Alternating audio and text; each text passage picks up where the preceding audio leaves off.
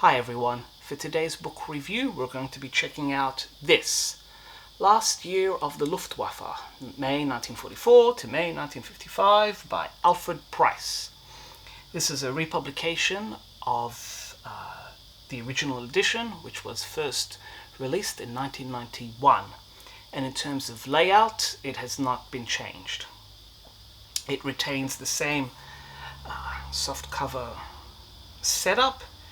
There is a color section in the middle, which is entirely a series of black and white images, and they're all thematically broken up by aircraft type, personnel, areas of activity, and images of what was left at the end of the war, and you can see a few of those up here. In terms of text,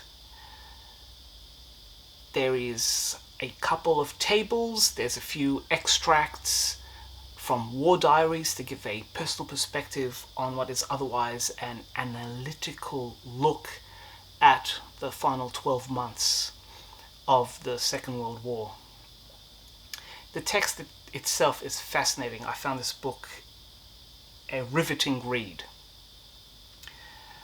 Most books tend to focus on the rise of the Luftwaffe, on the groundbreaking new technologies and tactics used, particularly with the Blitzkrieg. And then after the Battle of Britain, accounts tend to fade away, and this book corrects that balance. It looks only at the final 12 months of the war. It has no interest in the evolution and the creation of the Luftwaffe. It's just about forces at play, personnel manning the aircraft, and main decisions that occurred between that 12-month period.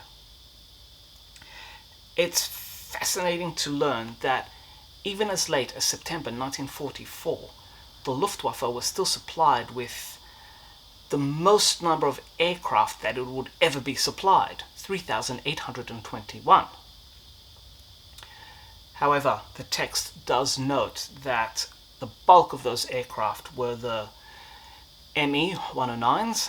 They're up to the G model, which had pretty much been outclassed by the latest Spitfires and Mustangs, as well as the FW-190s, which, while potent and powerful as well, was eclipsed by the very latest Spitfires and Mustangs, although the inline-engined, long-nosed Dora D was a step above, as was the TA-152. But that is the theme of this book. A lot of technologically advanced aircraft were on the cusp of entering service that would have forced Allied air forces to be back on the back foot to create even more advanced aircraft. But they just never entered service, and those that did enter service, such as the TA-152, entered in such small numbers that they just couldn't make a difference. Likewise with the entry of jet aircraft, such as the Arado 234 and the Me-262, which was used in the fighter interception role. They had advantages, but they just could not break the massive difference in numbers. The air forces were completely outnumbered, and they could only do so much. It does also, the text also provides the logic and the reasoning that led to the final catastrophic air operation that the Luftwaffe conducted, Operation Bodenplatte, and why it was a total failure. This book is fascinating in its analysis of those 12 months of the war.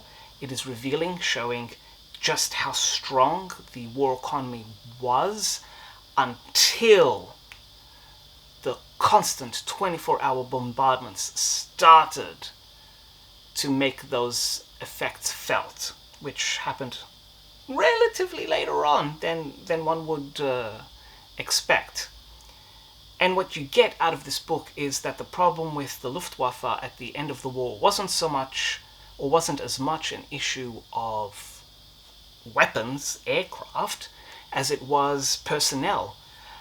too many experienced pilots were lost, and the new pilots that were being sent up were completely inexperienced, not only in handling their aircraft, but also in the tactics needed to survive a dogfight in the air.